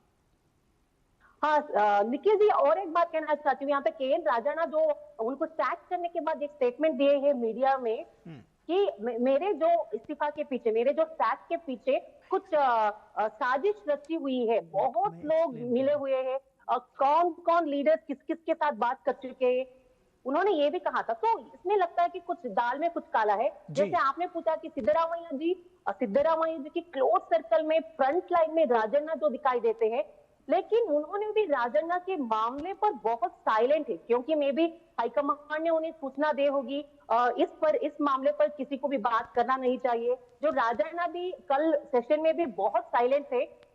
जो विपक्ष के नायक आर अशोक, विजयेंद्र सब क्वेश्चन पूछ रहे थे कि आपको क्यों सैक कर दिया गया, क्योंकि कांग्रेस में सच बोलने का यही नतीजा है क्या? कांग्रेस में सच बोलते हैं तो उन्हें सैक कर देते हैं क्या? राज्य की पॉलिटिकल इनसाइड में हमें एक इंफॉर्मेशन मिल रहा है कि उन्होंने कहा कि केपीसीसी को टारगेट कर उन्होंने कहा, मतलब डीके शिव कुमार जी को टारगेट कर राजन्ना ने कहा, लेकिन राजन्ना की जो स्टेटमेंट है उनको ही भारी पड़ गया। बहुत दिनों से राजन्ना और डीके शिव कुमार के बीच तनाव चल रही है, कोल्ड वॉर चल रही है। आपको भी पता होगा, उन्होंने कहा था कि डीसीएम पोस्ट जो है अनकॉन्स्टिट्यूशनल पोस्ट है, असंवैधानिक पोस्ट है, ये कोई कॉन्स्टिट्यूशनल पोस्ट नहीं है। जी जी जी जी अब वो जाहिर तौर पर एक जो इंटरनल कॉन्फ्लिक्ट है कांग्रेस का वो भी सामने आएगा। विनोद जी, मैं आपसे थोड़ा जल्दी से समझना चाहूंगा कि ये जो पूरा जो कर्नाटक में रिफ्ट हुआ है, दरअसल इसको सीधे तौर पर देखा जाए तो राहुल गांधी का ये जो पूरा उन्होंने गुब्बारे में हवा भरी थी उसमें पिन मार दी कहीं ना कहीं राजन्ना ने, आपको ऐसा लगता है? देखिए, मैं ज्योति की ही बात को थोड़ा सा एक्सप्लेन कर देता हूँ। अभी उन्होंने, ज्योति ने बहुत अच्छा इनपुट सब दिया है। दरअसल ये था कि राहुल गांधी इसकी एक तैयारी किए थे। पार्लियामेंट सेशन शुरू होते ही उन्होंने कहा था कि मैं 5 अगस्त को एक बड़ा बम फोड़ने वाला हूं कर्नाटक से, और कर्नाटक में उनका बम फूटने का जो सिलसिला है वो 5 तारीख के बाद 2-3 दिन और एक्सटेंड हो गया। देश को इंतजार था कि राहुल गांधी इस बार पक्के सबूत के साथ में कुछ बड़ा बम फोड़ने वाले हैं।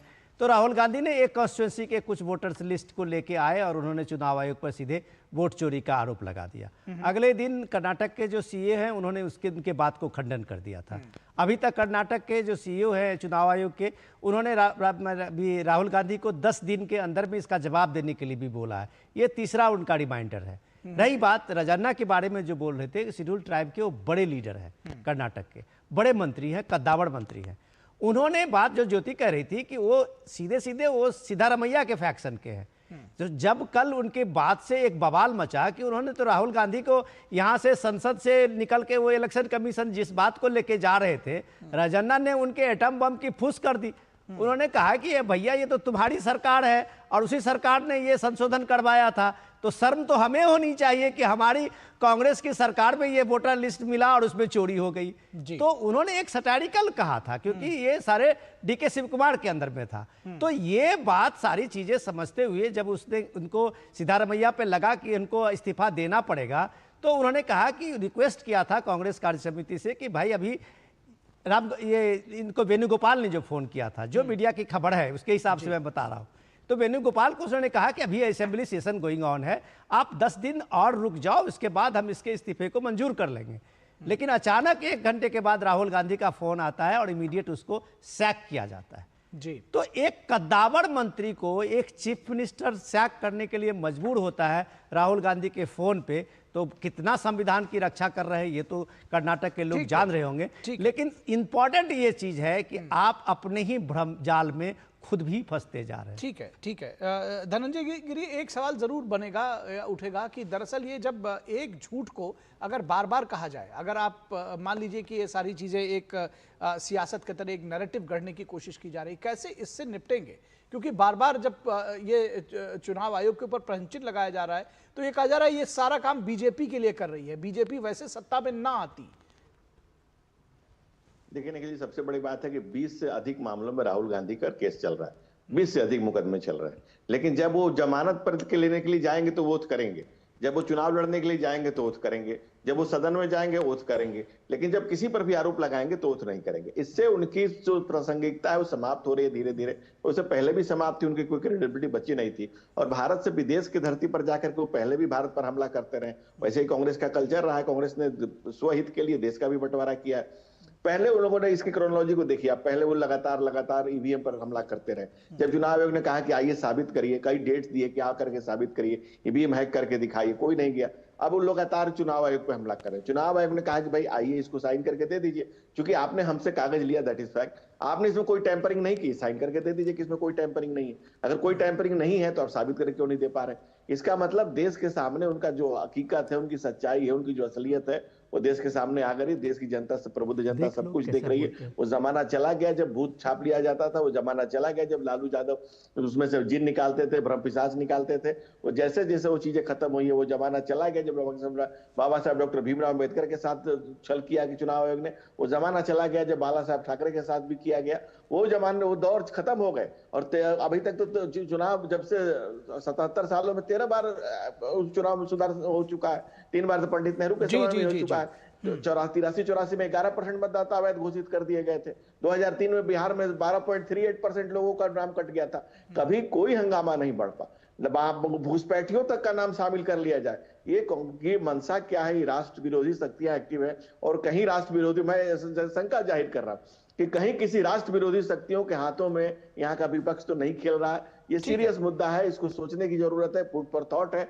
सबको इस पर विचार करना चाहिए कि आखिर ये हंगामा खड़ा करना किसका मकसद है? जो बांग्लादेश में हुआ, जो बगल के देश में हुआ, जो श्रीलंका में हुआ, कौन सी शक्तियां हैं, कौन से लोग हैं जो फीड कर रहे हैं, और क्यों झूठी नैरेटिव को खड़ा किया जा रहा है? 30 लोगों को बुला रहे हैं तो 30 लोग नहीं जा रहे, 300 लोग जाने के लिए तैयार है।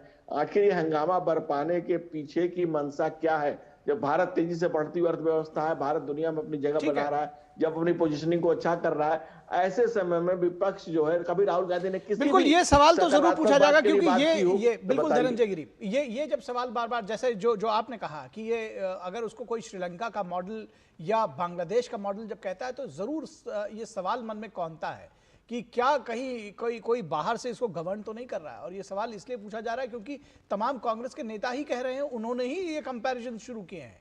तो ऐसे में ये सवाल जरूर पूछा जाएगा कि भारत जैसे विशाल लोकतांत्रिक देश में अगर इस तरह के कंपैरिजन्स बांग्लादेश के साथ किए जाएंगे तो ये सवाल पूछा जाएगा। बहुत शुक्रिया इस तमाम बातचीत के लिए धनंजय गिरी आपका, पवन पटेल थे हमारे साथ जुड़े उनका भी, और विनोद मिश्रा जी का भी, ज्योति आपका भी बहुत शुक्रिया हमारे साथ जुड़ने के लिए। और यहां रुकेंगे एक छोटे से ब्रेक के लिए, कहीं मत जाइएगा, जल्द हाजिर होंगे।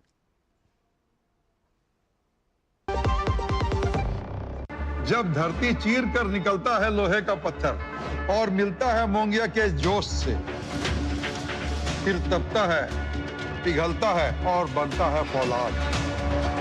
अब होता है सरिया सारी खूबियों के साथ। मोंगिया स्टील, मजबूत देश का मजबूत सरिया। पता है, I was a bright student. कुछ करना चाहती थी, कुछ बनना चाहती थी। आप अपना खुद का स्टार्ट कीजिए ना। खुद का बिजनेस? पर उसमें पैसे तो बहुत लगेंगे ना। Zero investment. Zero investment? हाँ, I'm doing it. मैं एक principal madam. She's my client. मैं LIC एजेंट हूँ। LIC एजेंट बनो? अब बड़ा सोचो। हमारी वेबसाइट पर जाएं या अपनी नजदीकी LIC शाखा से संपर्क करें। ब्रेक के बाद एक बार फिर आप सभी का स्वागत है, और अब बात होगी जनरल मुनीर की गिदड़ भभकी पर, और उस पर भारत की तीखी प्रतिक्रिया आई है। ये गिदड़ भभकी पहली बार नहीं है, लेकिन ये अमेरिका की धरती से दी गई है, इसलिए इसका थोड़ा सा जो गिमिक्स है वो बदल रहा है। पाकिस्तान के बड़बोले जनरल आसिम मुनीर इन दिनों अमेरिका के दौरे पर गए हैं। फील्ड में फील्ड मार्शल जब अमेरिका के व्हाइट हाउस में सम्मान पाते हैं तो जाहिर है उसका संतुलन कुछ बिगड़ेगा ही।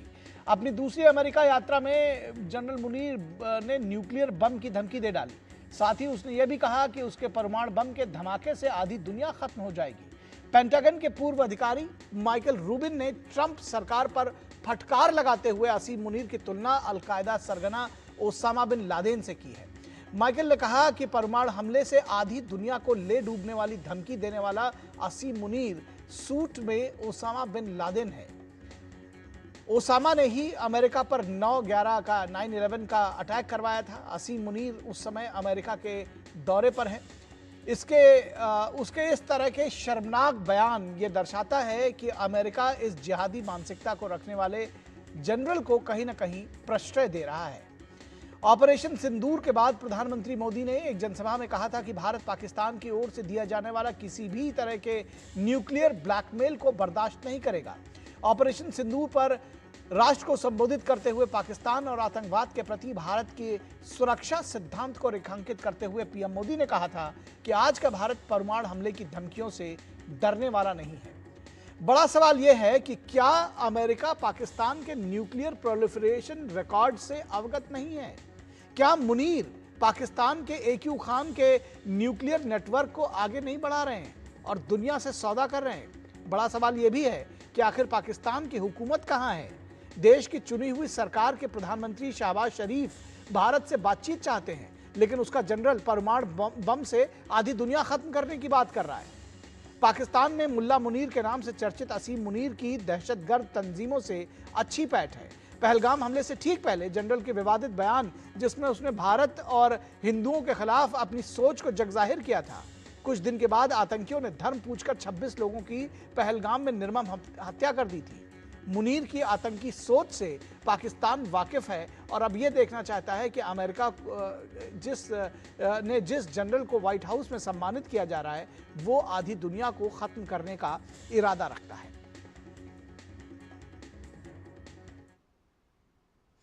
तो प्रधानमंत्री नरेंद्र मोदी की वो बात सुनते हैं जिसमें उन्होंने कहा था कि भारत अब परमाणु बम की गिदड़ भभकियों से डरने वाला नहीं है। भारत हर आतंकी हमले का करारा जवाब देगा। उसका समय, जवाब देने का तरीका और जवाब देने की शर्तें हमारी सेनाएं खुद तय करेगी। भारत अब एटम बम की गीदड़ बप्पी से नहीं डरेगा।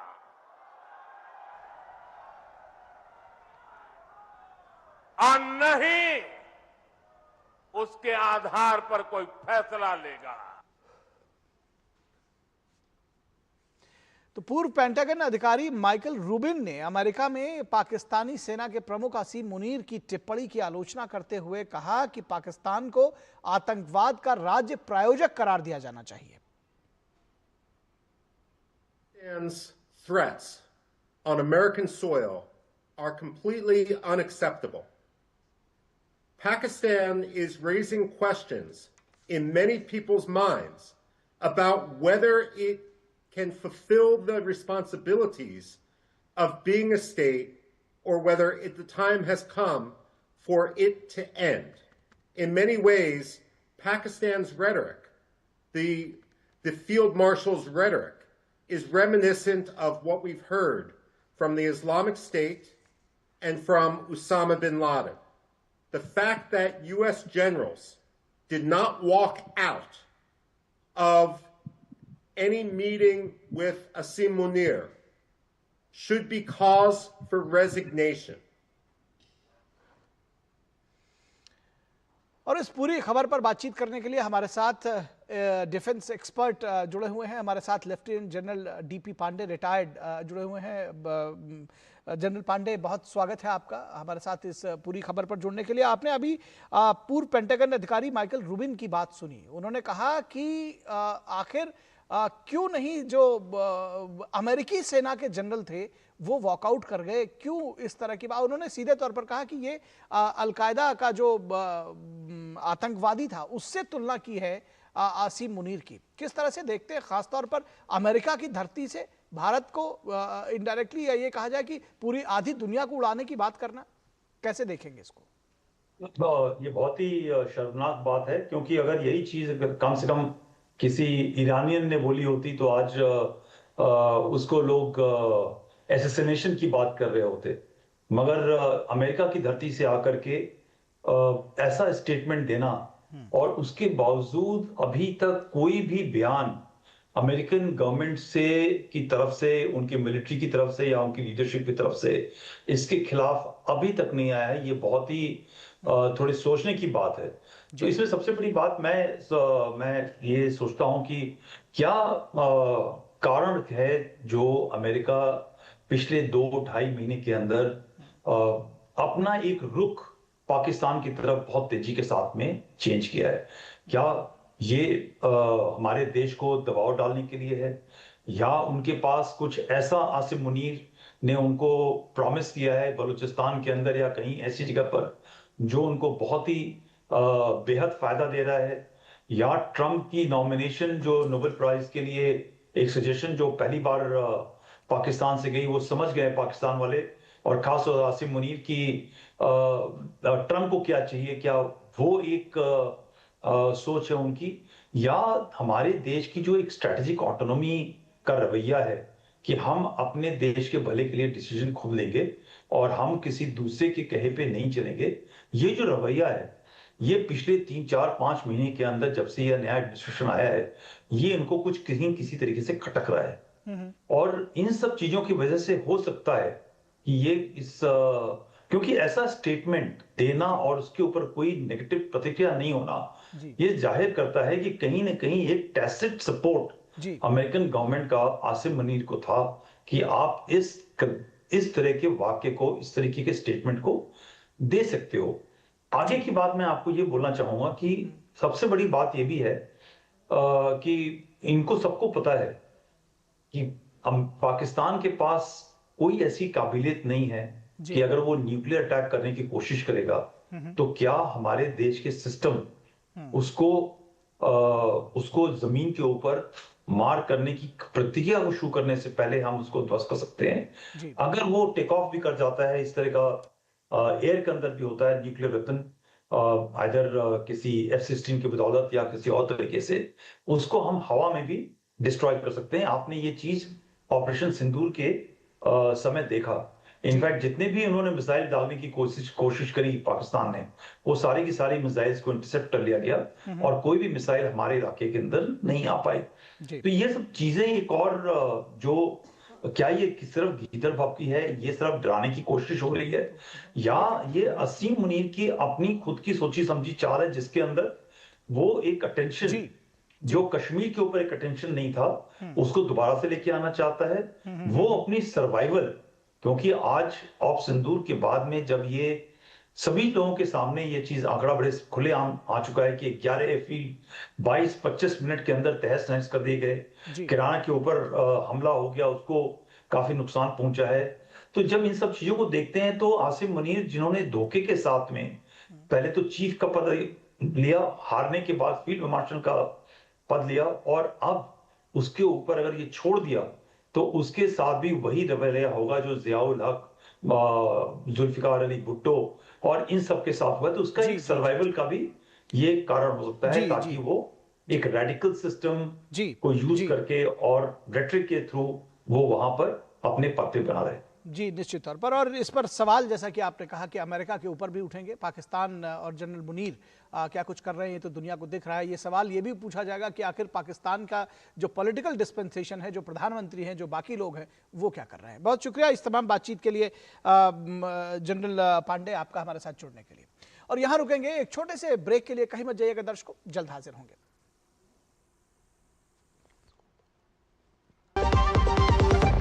पंकज जी को बीमारी के कारण 7 बार हॉस्पिटल में एडमिट होना पड़ा। पॉलिसी बाजार की टीम ने हर बार उनका लाखों का क्लेम अप्रूव करवाने में पूरी हेल्प की। बीमारी में हेल्थ इंश्योरेंस ही काम आएगा। पॉलिसी बाजार पर 1 करोड़ का हेल्थ इंश्योरेंस सिर्फ 360 रुपए महीने से शुरू। मेरी पसंद, मेरी पसंद, मेरी पसंद, मेरी पसंद, हमारी पसंद, हम सबकी पसंद। मजबूत देश का मजबूत सरिया हो गया स्टील। टाइम पे खा लेना और प्लीज बाइक धीरे चलाना जी। और ये तुम्हारी सेफ्टी के लिए। अरे एक बात तो रह गई। LIC ये हमारी सेफ्टी के लिए। दिल की सुनो, LIC चुनो। LIC हर पल आपके साथ। ब्रेक के बाद एक बार फिर आप सभी का स्वागत है और अब बात होगी केरल की, जहां धर्म परिवर्तन पर चुप्पी छाई हुई है, चुप्पी साधी है लेफ्ट पार्टीज ने और कांग्रेस ने। केरल में जारी है लव जिहाद, कांग्रेस लेफ्ट ने सिली जुबान। केरल में कांग्रेस कट्टरता और जबरन धर्म परिवर्तन की बात कर रही है और धर्म परिवर्तन की कोशिशें अब जिंदगियां लील रहा है। ताजा मामला केरल के कोठामंगलम का है, जहां एक 23 वर्षीय महिला ने अपने प्रेमी पर मारपीट और जबरन धर्म परिवर्तन का आरोप लगाते हुए आत्महत्या कर ली। पुलिस ने प्रेमी को गिरफ्तार कर लिया है और शादी के झूठे वादे और उकसाने के आरोप में, यानी आत्महत्या के लिए उकसाने के आरोप में मामला दर्ज किया है। शिक्षक प्रशिक्षण पाठ्यक्रम यानी टीटीसी की छात्रा ने एक सुसाइड नोट छोड़ा, जिसमें उसने अपने प्रेमी रमीस पर उसके साथ मारपीट करने और उसे जबरन इस्लाम धर्म अपनाने का आरोप लगाया है। पुलिस के मुताबिक मृतक लड़की ने लिखा है अपने सुसाइड नोट में कि रमीस उसे शादी का पंजीकरण कराने का वादा करके अपने घर ले गया था, लेकिन उसके परिवार ने शादी से पहले उसे इस्लाम धर्म अपनाने पर जोर दिया। और इस लड़की की आत्महत्या के बाद पुलिस ने मामला दर्ज कर दिया है, लेकिन सबसे बड़ा सवाल ये उठता है कि इस पर जो लेफ्ट पार्टियां हैं, चाहे वो सीपीएम हो या जो दूसरे लेफ्ट पार्टियां हैं, और कांग्रेस की जो पार्टी है वो चुप्पी साधे हुए। सवाल ये भी उठेगा कि लड़की हूं लड़ सकती हूं की बात करने वाली प्रियंका गांधी केरल से सांसद हैं, वायनाड से सांसद हैं, उन्होंने भी चुप्पी साध रखी है। आखिर ऐसा क्यों है? और जब इस तरह से होगा तो सवाल जरूर उठेंगे कि आखिर उत्तर प्रदेश में, छत्तीसगढ़ में अगर कोई घटना हो जाती है तब आप सवाल पूछते हैं और केरल में चुप्पी क्यों साध लेते हैं। इस पूरी खबर पर बातचीत करने के लिए हमारे साथ हमारी संवाददाता पीएस विनया हमारे साथ जुड़ी हुई है। विनया, किस तरह से ये जो पूरा मामला है, क्योंकि बीजेपी लगातार हमलावर है और ये सवाल पूछ रही है कि आखिर ये जो चुप्पी है, चाहे वो कांग्रेस नेताओं की हो या लेफ्ट पार्टीज की हो, ये बहुत सारे सवाल खड़े कर रही है और ये बताती है कि ये सीधे तौर पर एक जिसको कहते हैं कि अपना वोट बैंक भी साधा जाता है हर मामले में।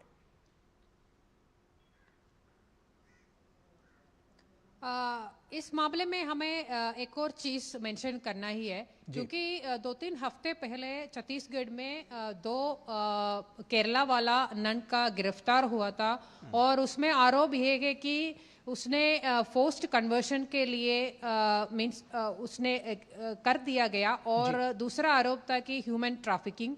ये दोनों आरोप में ये दोनों नन का गिरफ्तार हुआ था छत्तीसगढ़ के दुर्ग में। इस मामले में ये जो प्रियंका गांधी मिलके केरला का जितना एमपी है, एलडीएफ का, यूडीएफ का, इतना जुलूस, इतना प्रोटेस्ट किया था, पार्लियामेंट में भी ये विषय उठाया था, और पूरा यहाँ ईसाई कम्युनिटी का जितना भी संगठन है सब लोग मिलके राजभवन तक मार्च भी किया था। अभी यहाँ साफ आरोप है ये धर्म परिवर्तन का, फोर्स्ड कन्वर्शन का, मगर अभी यहाँ रूलिंग एलडीएफ है या जो ऑपोजिशन में यूडीएफ है, कांग्रेस है, दोनों इस मामले में चुपी है। सिर्फ बीजेपी ने इस मामला उठाया है। और ये जो क्रिस्ती संगठन है, ईसाई संगठन है, इसमें एक संगठन है वो सिरो मलबार मीडिया कमीशन करके, उसने कल एक वार्ता पत्रिका भी निकाला था। उसमें सीधे ये बात बोला था कि यहाँ जब छत्तीसगढ़ में एक मामला हुआ था तब लेफ्ट पार्टीज और कांग्रेस ने ये मामला उठाया था। अभी ये फोर्स्ड कन्वर्शन का और जो धर्म परिवर्तन का इतना साफ एविडेंस आया है। एक 23 ईयर ओल्ड लड़की ने सुसाइड किया है, वो भी उसने सुसाइड लेटर में एकदम साफ करके लिख कर रखा है उसका बॉयफ्रेंड का परिवार जी खत्म करिए बात। कन्वर्शन के लिए उसको फोर्स किया है। जी निश्चित तौर पर ये जो इससे राजनीतिक संकेत और राजनीतिक निहितार्थ है वो साफ तौर पर स्पष्ट है कि आखिर इसके पीछे की सियासत क्या है। बहुत शुक्रिया विनया इस तमाम बातचीत और जानकारी के लिए। तो इस वक्त में बस इतना ही, इजाजत दीजिए, नमस्कार।